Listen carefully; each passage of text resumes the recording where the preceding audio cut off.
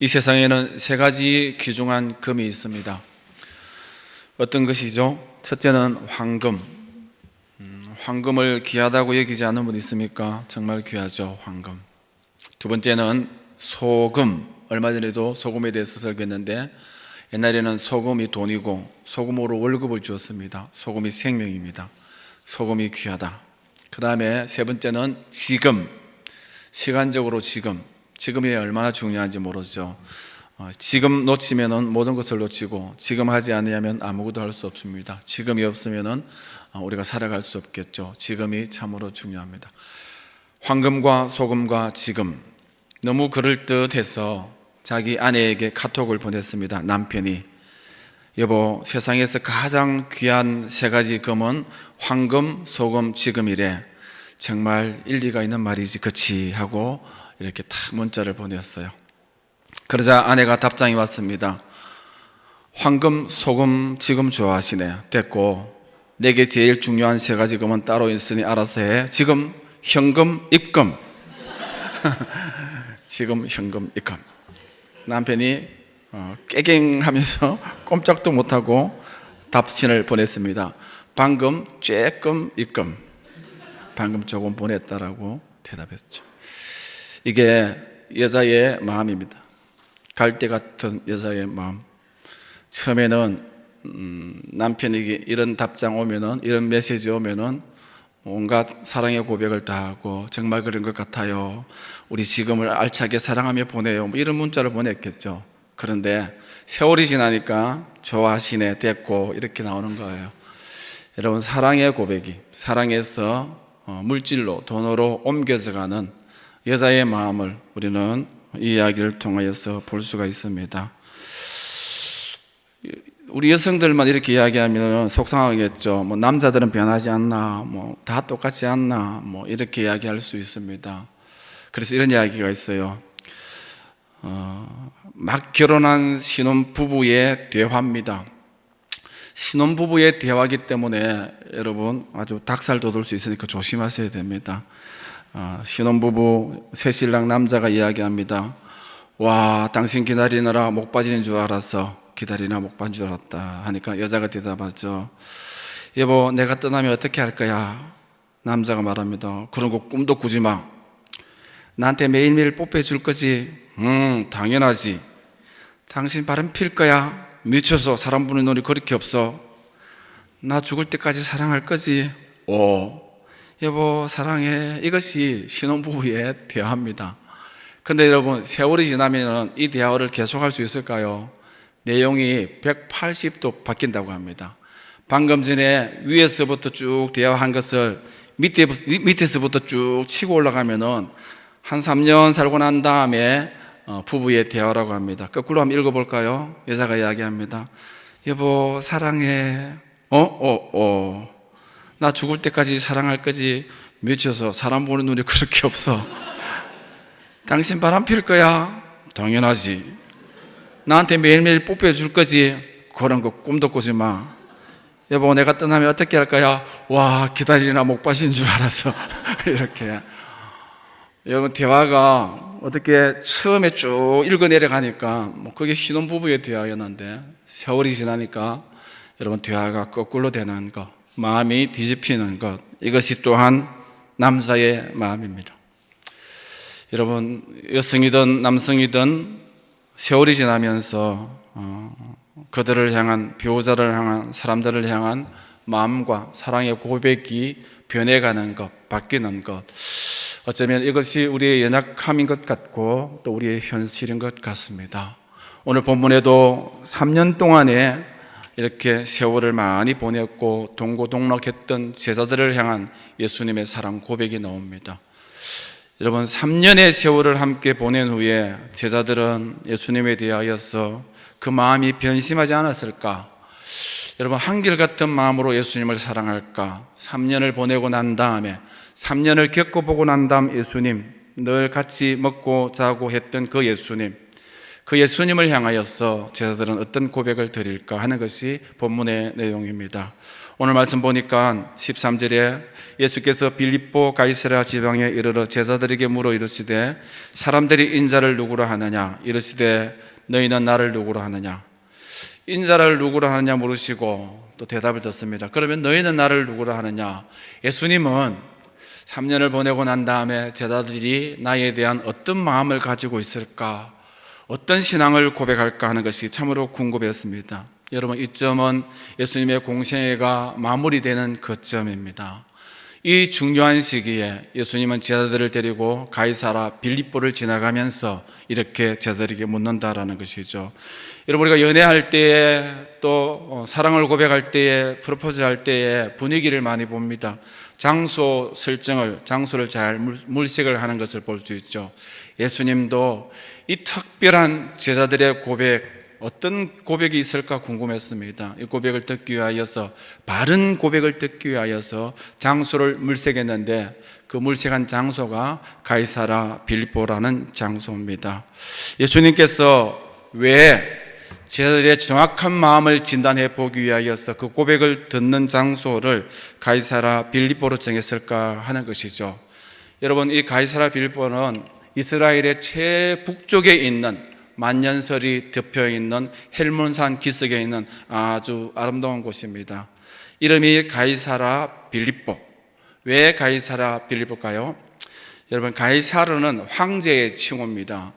여러분, 빌립은 그 당시에 이 도시를 만들었던 분봉왕 헤롯의 이름입니다. 황제와 분봉왕 그 도시를 건설했던 헤롯의 이름이 합쳐져서 가이사라 빌립보라는 이름을 지었습니다. 간혹 그 당시 로마 세계에 황제의 이름이 들어간 도시들이 있었습니다. 여러분, 황제의 이름이 들어가기 위해서는 두 가지 조건이 충족되어야 됩니다.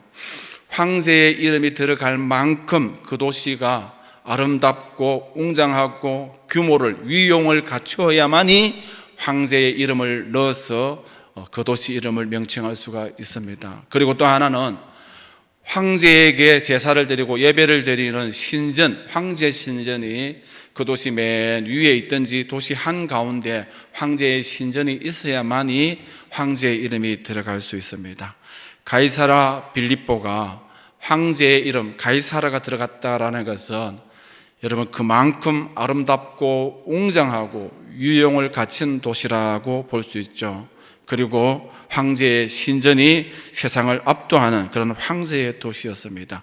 그에 반해서 그곳을 지나가는 예수님의 일행의 행색 모양은 여러분 참 초라하고, 여러분 마치 거지처럼 옹색하기 그지없었던 그런 모습일 수 있는 것을 우리는 그 당시 예수님의 모습들, 성경의 가르침들, 고대 문헌들을 통하여 볼 때 예수님께서 그렇게 화려한 모습으로 다니지 않았다는 것을 알 수가 있습니다. 아마도 황제의 신전의 문지기가 예수님보다, 제자들보다도 더 화려한 옷을, 값진 옷을 입을 수 있다라는 것이죠. 여러분, 아름다운 도시, 현란한 도시, 웅장한 도시를 지나갈 때에는 우리의 옷차림, 복장에 대해서 여간 신경이 쓰이는 것이 아니죠. 제가 여러분 마이애미에서 이렇게 살았습니다. 플로리다 저 남쪽 마이애미에서 살았는데 날씨가 덥습니다. 처음에 나갈 때 세수도 하고 머리도 감고 머리 빗질도 하고 옷도 갖춰 입고 쫙 멋지게 이렇게 몰이나 마트에 나가봅니다. 한인들은 그렇게 안 다니더라고요. 도와주는 사람이 없으니까 한인들이 적은 저 외진 도시에서는 어떻게 자다가 더우니까 러닝 바람으로, 슬리프 바람으로 머리도 안 감고 그냥 그대로 가는 겁니다. 누가 알아주는 사람도 없고 봐주는 사람이 없으니까 세상 편하게 그런 복장으로 다니더라고요. 그런데 마이애미에서 입던 복장을 가지고 애틀란타 올라와서 한인몰에 가면은 사람들이 자꾸 봅니다. 웬 거지가 나타나는가 이렇게 보는 것이죠. 한인들이 많이 사니까 여러분 그곳에서는 좀 더 정장을 하고 교회 갈 때에도 최고 좋은 옷을 입고 이렇게 늘 좀 더 갖추어진 도시에는, 사람들이 있는 데는, 한인들이 많이 발전된 도시에는 한인들이 옷을 입을 때에 옷차림에 신경을 쓰는 것을 볼 수 있습니다. 그러다가 한국 나간다 하면은 한국에는 요즘 무슨 옷을 유행할까? 뭐 한국에는 이렇게 단이 이렇게 막 좁아지는 이런 옷을 딱 붙는 옷을 입더라고요. 아직까지 미국에서 그러지 않는 것 같아요, 한인들이. 그래서 한국 가서 좀 조심해야 되겠다, 좀 이렇게 유행 따라 입어야 되겠다, 뭐 이렇게 마음이 가고 신경이 많이 쓰이는 곳이 또 한국에 와서의 복장입니다. 이처럼 여러분, 우리가 어느 도시에 가느냐, 어떤 장소에 가느냐에 따라서 여러분 우리의 행색이 어떠하느냐 하는 것이 신경이 쓰일 수밖에 없습니다. 여러분, 그런데 우리 목회자들도 이렇게 옷을 입을 때 많이 신경을 쓰기도 하는데, 목회자들이 오늘 어떤 넥타이를 했느냐, 목사님이 지난주 넥타이 그대로 매셨는구나 하는 걸 세고 계시는 분들도 계시고 알고 계시는 분들도 있더라고요. 여러분, 목회자들이 옷을 잘 입으면은 어떻게 생각할 수 있습니까? 아이고, 우리 목사님이 사치를 하는구나 이렇게 이야기하고, 자꾸 그런 소리가 들려가지고 옷을 대충 입으면은 아이고, 우리 목사님이 우리 교회 위신을 다 떨어뜨리신구나, 어디 가서 소개하기가 좀 부끄럽다라고, 잘 입어도 탈이고 못 입어도 탈인데, 우리 전원교회는 전혀 그렇게 생각하지 아니리라 믿습니다. 목사님이 옷을 잘 입으면 어떻게 생각해야 된다고요? 아이고, 목사님이 세련되구나 이렇게 생각해야 되고, 목사님이 옷을 대충 입으면 어떻게 생각해야 된다고요? 아이고, 우리 목사님이 검소하구나 이렇게 매사에 긍정적으로 생각하시기 바랍니다. 모든 게 마찬가지입니다. 부정적으로 생각하면 부정적으로 볼 수 없고, 긍정적으로 생각하면 다 긍정적으로 이해할 수 있고 볼 수 있는 것이 우리의 모습인 것을 볼 수 있습니다. 아무튼 여러분, 예수님이 지금 제자들에게 사랑 고백을 받기 위하여서 일부러 선택한 곳이 가이사랴 빌립보인데, 예수님과 상당히 대조되는 곳에 갔습니다. 제가 로마에 가보니까 가는 곳마다 여러분 동상이 있고 웅장한 비너스상이 있고 우람한 남성상이 있는 것을 봤습니다. 박물관에도 광장에도 심지어 가정집에도 이런 우람한 남성상이 있고 비너스상이 있는 것을 봤는데, 그 당시 로마의 관점이 어디에 있죠? 그들의 관심이 외형적인 육체의 아름다움에 있었습니다. 그리고 가는 곳마다 대형 도서관이 있고 가정에도 큰 서재를 자랑했습니다. 그들은 높은 학문을 자랑하는 지식, 그것이 그 당시 로마의 자랑이었습니다. 그리고 가는 곳마다 석재로, 웅장한 석재와 대리석으로 건물을 짓습니다. 그들은 힘을 과시하기를 좋아했습니다. 권력의 힘, 군사력의 힘, 경제력의 힘. 여러분, 그 당시 로마의 3대 자랑은 다 외형적입니다. 힘과 지식과 육체의 아름다움, 이것이 최고 절정으로 꼽히는 곳이 가이사랴 빌립보였다는 것. 화려하죠. 그 도시에 예수님께서 가셨다라는 것이죠.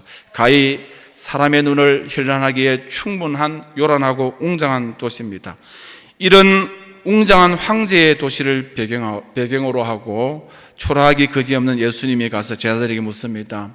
사람들이 나를 누구를 하느냐 물었습니다. 그럴 때 이르시되 들으는 세례 요한, 들으는 엘리야, 들으는 어떤 이는 에레미야나 선지자 중 하나라고 대답했다. 여러분, 이렇게 사람들이 말을 전합니다.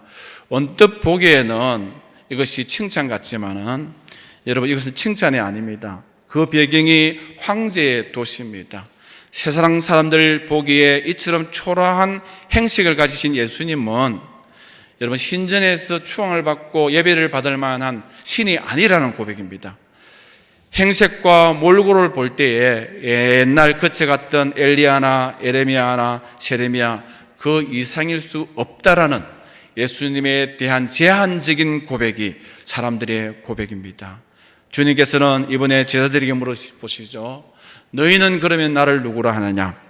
시몬 베드로가 대답하여 이르되 주는 그리스도시요 살아계신 하나님의 아들이라고 고백합니다. 여러분, 세상의 환경과 대조되고 비교되는 그런 예수님의 모습을 보면서 이렇게 아름다운 고백을 드리기가 쉽지 않다라는 것입니다. 여러분, 경건이 묻어나오는 심상계곡이나 예수님과 함께 심야 기도를 하고 수도원에서 금식 기도를 하고 충만한 가운데 예수님은 주님이십니다, 이렇게 고백하는 그런 환경이 아니라는 것이죠. 황제의 신전이 인간을 압도하는 황제의 도시를 배경으로 하고 그런 화려한 도시 한복판에서 드렸던 고백이 오늘 베드로의 고백입니다. 주는 그리스도시요, 주는 메시아다. 무슨 말이죠? 여러분, 지중해 세계를 제패하는 로마 황제가 우리의 구원자가 아니라 비록 행색은 그림 같은 그런 몰골이라도 나사렛 예수, 바로 주님이 우리의 구원자다라는 고백입니다. 하나님의 아들이라는 고백은 무슨 고백이죠? 하나님의 아들. 여러분, 괴 자식으로 태어난, 괴 새끼로 태어난 것은 괴고, 여러분, 아무리 헐벗고 문화가 없는 아프리카 원주민의 사람의 자식으로 태어나면 사람입니다. 마찬가지로 우리 예수님이 오늘 이 웅장한 도시 한가운데서 인간적으로 볼 때는 볼품이 없지만은 하나님의 아들로 오신 하나님이시다라는 바른 고백을 오늘 베드로가 주님 앞에 드리는 것을 본문을 통하여서 볼 수 있습니다. 여러분, 이 고백을 받으시는 주님께서는 진짜 위대한 신처럼 보이는 황제의 신전이 장엄하게 버티고 있는 웅장하고 화려한 황제의 도시 앞에서 갈릴리 빈민의 모습으로 서 계십니다. 이 황제의 도시와 주님의 모습을 대조하고 비교할수록 베드로의 이 같은 고백은 참 귀한 고백이고 아름다운 고백인 것을 우리가 보게 됩니다. 여러분, 제가 한 번은 애틀란타에서 이렇게 골프를 치러 갔습니다. 어떤 집사님, 우리 교회 집사님이 주선을 했어요. 주선을 했는데, 목사님, 우리가 이번에 교회 대항 골프를 하자 했습니다. 그 집사님과 그 교회 담임 목사인 제가 한편이고, 또 다른 교회 집사님과 그 교회를 이제 개척해서 시작하려고 하는 어떤 목사님이 한편이 되어서 한번 교회 대항을 하자라고 했습니다. 그래서 골프 대회를 갔거든요. 가서 그 교회 집사님이 자기 교회 목사님을 소개하더라고요. 목사님, 우리 교회 목사님입니다. 저한테 소개를 하더라고요. 대학교 교수님으로 지금까지 계시다가 이제 교수직을 사임하고 애틀란타에서 교회를 개척하고 세울 목사님입니다. 제가 이 목사님을 도와서 교회를 개척할 겁니다. 세상에서 제가 제일 존경하는 목사님입니다. 이렇게 목사님의 자랑을 많이 하고 이 세상에 그 누구보다도 존경한다라고 목사님을 이렇게 많이 높였습니다. 그러고 난 다음에 골프를 했는데 제가 운동신경이 조금 있거든요. 그래가지고 골프를 하는데 제가 드라이브를 이렇게 쳤습니다. 드라이브를 여러분, 한국하고 미국하고 환경이 좀 달라요.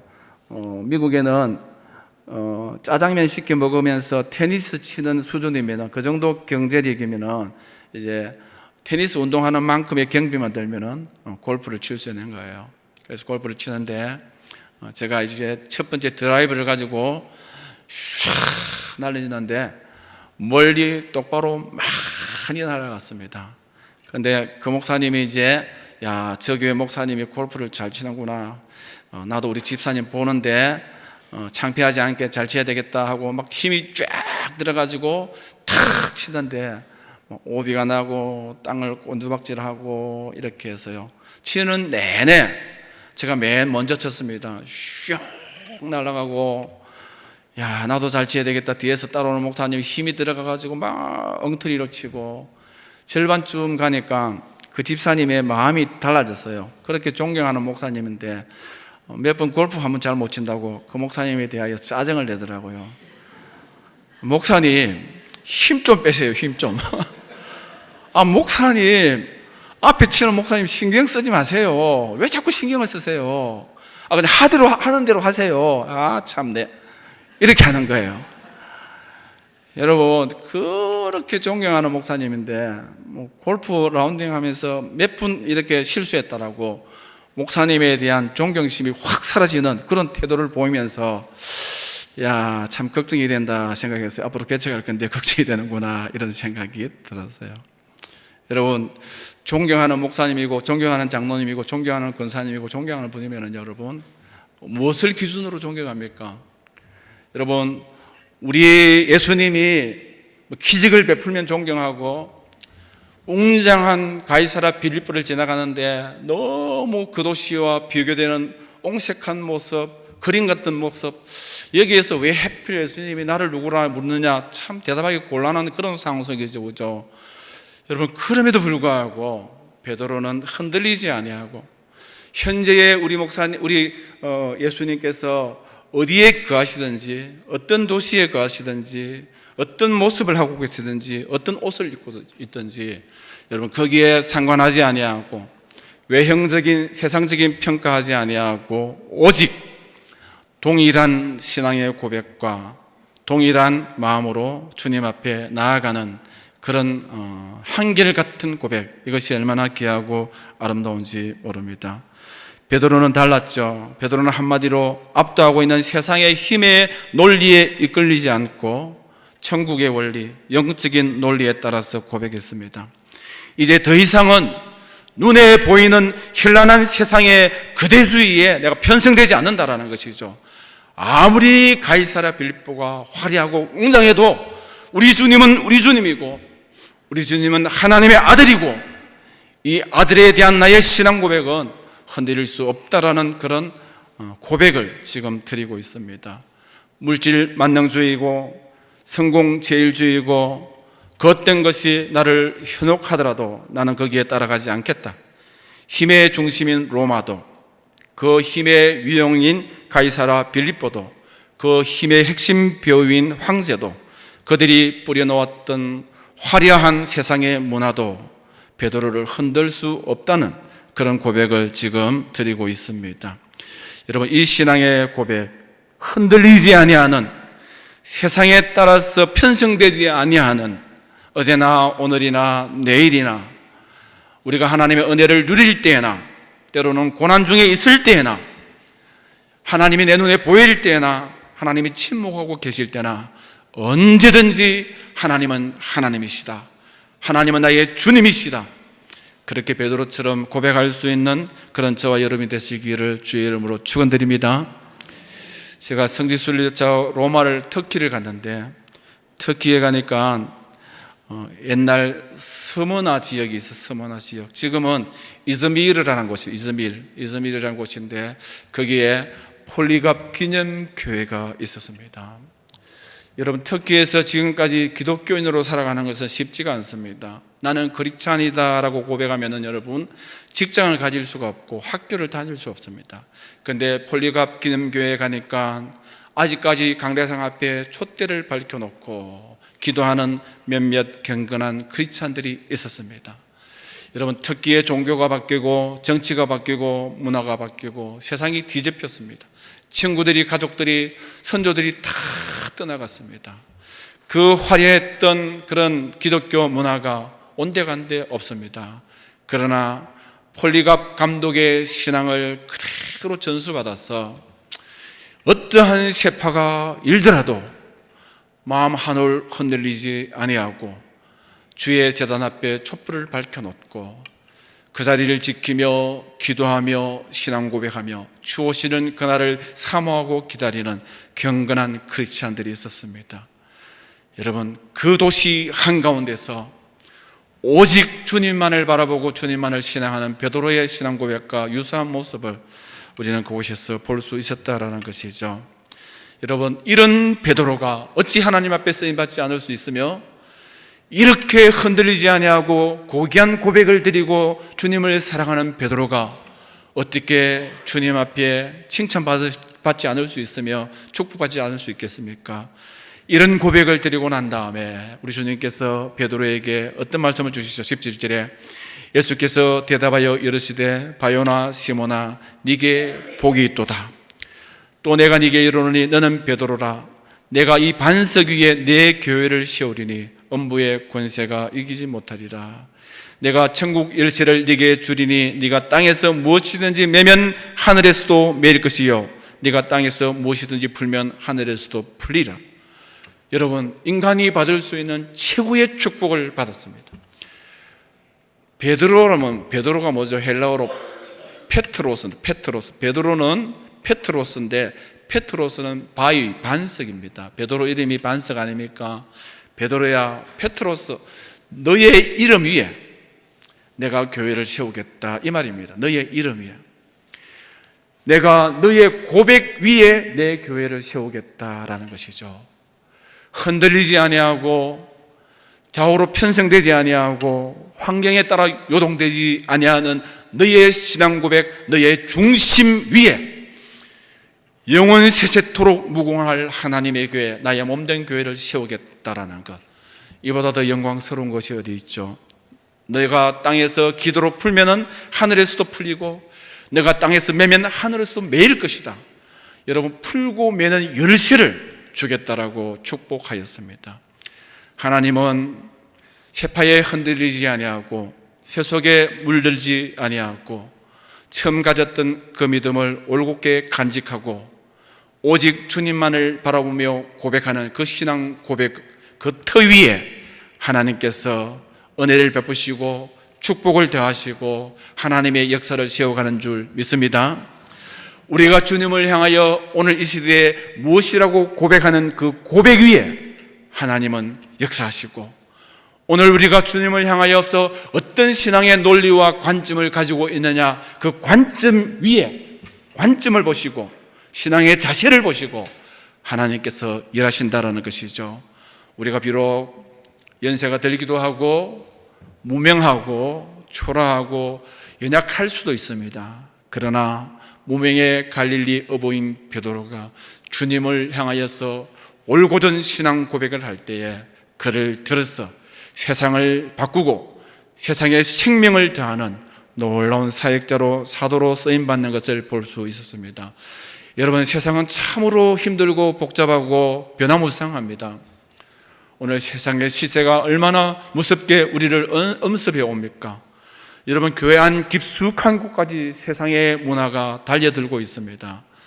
오늘 이곳에서 기도하며 말씀을 묵상하며 말씀에서 받았던 주님, 기도를 통하여 성령을 통하여 알고 깨달았던 예수 그리스도 주되심 하나님, 하나님 아들, 이 신앙에 흔들림이 없는 저와 여러분이 되시기를 바랍니다. 세상이 모두 떠내려가도, 세상이 모두 세상 가운데 교회가 다 편성되어도 저와 여러분은 주님 앞에 서는 그날까지, 주 오시는 그날까지 오늘 드렸던 이 찬양, 오늘 드렸던 이 신앙의 고백을 놓치지 아니하는 그런 저와 여러분 되시기를 주의 이름으로 축복합니다. 얼마 전에도 말씀드렸는데 예수님의 12제자 가운데 베드로와 야고보와 요한, 이 세 사람이 참으로 귀하게 쓰임받았습니다. 마태복음 17장 1절에도 엿새 후에 예수께서 베드로와 야고보와 그 형제 요한을 데리고 높은 산에 올라갔다 말씀하죠. 마태복음 5장 37절에도 베드로와 야고보의